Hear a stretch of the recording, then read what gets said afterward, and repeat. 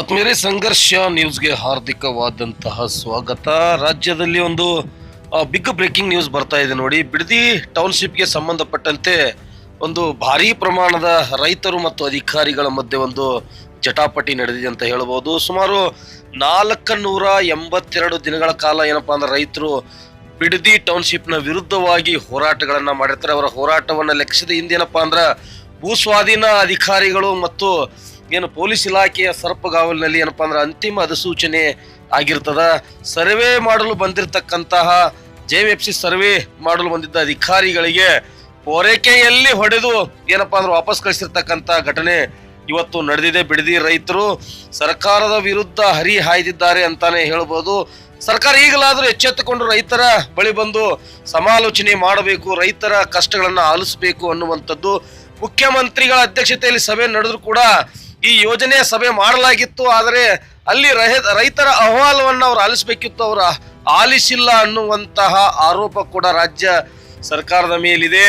ಮತ್ತು ಏನಪ್ಪಾ ಅಂದ್ರ ರಾಮನಗರ ಜಿಲ್ಲಾಡಳಿತ ಏನು ಇಂದು ಬೈರಮಂಗಲ ಹಾಗೂ ಕುಂಚುಗಾರನಹಳ್ಳಿ ಗ್ರಾಮ ಪಂಚಾಯತಿ ವ್ಯಾಪ್ತಿಯಲ್ಲಿ ಏನಪ್ಪಾ ಅಂದ್ರ ಸರ್ವೆ ಮಾಡ್ಲಿಕ್ಕೆ ಬಂದಿರ್ತಾರ.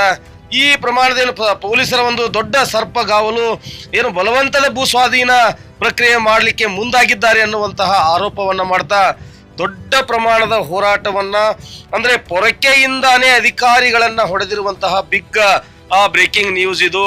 ಪೊರಕೆಯಿಂದ ಅಧಿಕಾರಿಗಳನ್ನ ಹೊಡೆದು ಅಲ್ಲಿಂದ ಓಡಿಸಿರುವಂತಹ ಘಟನೆ ಏನು ಬಿಡದಿ ಟೌನ್ಶಿಪ್ ಯೋಜನೆಯ ಏನು ಯೋಜನೆ ಐತಿ, ಇದರ ವಿರುದ್ಧ ಏನು ರೈತರು ಭಾರೀ ಆಕ್ರೋಶವನ್ನ ವ್ಯಕ್ತಪಡಿಸಿರ್ತಕ್ಕಂತಹ ಘಟನೆ ಇವತ್ತು ರಾಮನಗರ ಜಿಲ್ಲೆಯ ಬಿಡದಿಯಲ್ಲಿ ನಡೆದಿದೆ ಅಂತಾನೆ ಹೇಳಬಹುದು.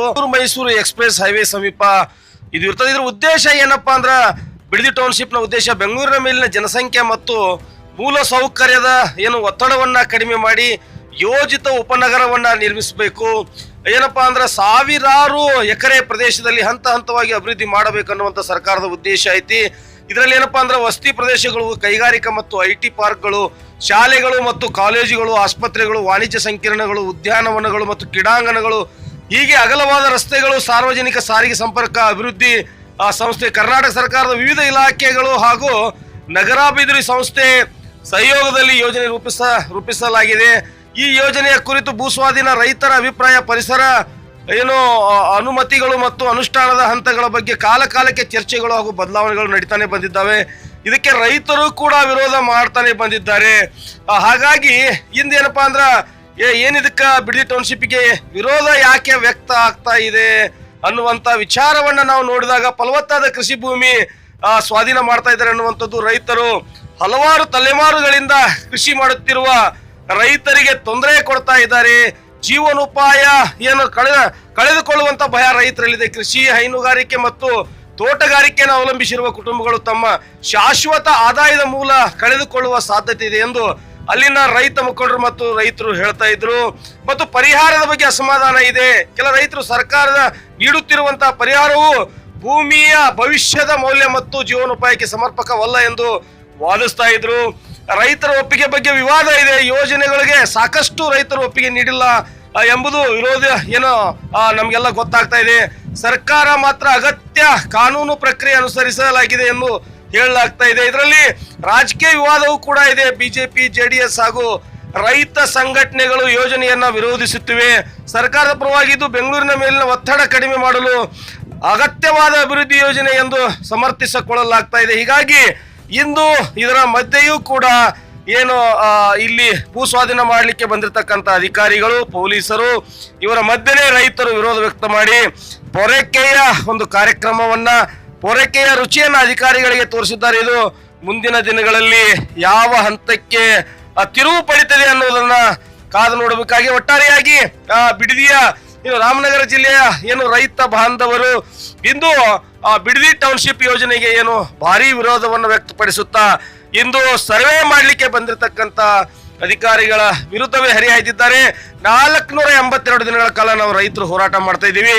ನಮ್ಮನ್ನ ಯಾವುದೇ ಗಣನೆಗೆ ತೆಗೆದುಕೊಳ್ಳದೆ ಇಂದು ದಿಢೀರಿನ ಸರ್ಕಾರ ಮತ್ತು ರಾಮನಗರ ಜಿಲ್ಲಾಡಳಿತ, ಭೂಸ್ವಾಧೀನ ಅಧಿಕಾರಿಗಳು, ಪೊಲೀಸ್ ಇಲಾಖೆಯವರು ಬಂದು ನಮ್ಮ ಮೇಲೆ ದಬ್ಬಾಳಿಕೆ, ದೌರ್ಜನ್ಯ, ಒಂದು ರೀತಿ ಒತ್ತಾಯದ ಮೂಲಕವೇ ಇದನ್ನ ಮಾಡ್ತಾ ಇದ್ದಾರೆ ಅನ್ನುವಂತಹ ಆರೋಪವನ್ನು ಬಹಳ ಗಂಭೀರ ರೂಪದ ಆರೋಪವನ್ನ ಮಾಡಿದ್ರು. ಈ ಸಂದರ್ಭದಲ್ಲಿ ಏನು ಭೂಸ್ವಾಧೀನ ಮಾಡಿಕೊಳ್ಳಿಕ್ಕೆ ಬಂದಿರತಕ್ಕಂತ ಅಧಿಕಾರಿಗಳ ಮೇಲೇನೆ ಒಂದು ರೀತಿಯ ಏನು ರೈತರು ಪೊರಕೆ ಸೇವೆಯನ್ನ ಮಾಡಿದ್ದಾರೆ. ಅವರನ್ನ ಅಟ್ಟಾಡಿಸಿಕೊಂಡು ಹೊಡೆಯುವ ಮಟ್ಟಿಗೆ ಇದು ಹೋಗಿದೆ ಅನ್ನುವಂಥದ್ದನ್ನ ನಾವು ನೋಡಬೇಕಾಗಿದೆ. ಅಷ್ಟಕ್ಕೊಲ್ಲಿ ಏನಾಯ್ತು ಅನ್ನೋದನ್ನ ನೋಡ್ಕೊಂಡ್ ಬರೋಣ. ನಿರಂತರ ಸುದ್ದಿಗಳಿಗಾಗಿ ನೋಡ್ತಾ ಇರಿ ಸಂಘರ್ಷ ನ್ಯೂಸ್ ಕರ್ನಾಟಕ.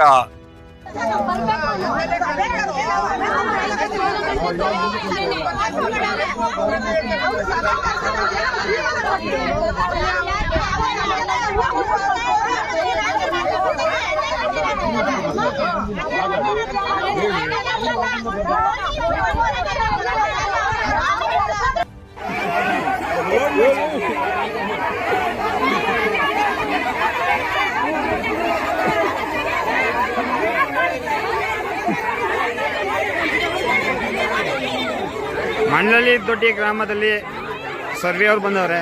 ರೈತರೆಲ್ಲರೂ ಇಲ್ಲಿ ಬರ್ಬೇಕಂತ ಕೇಳ್ಕೊತೀವಿ.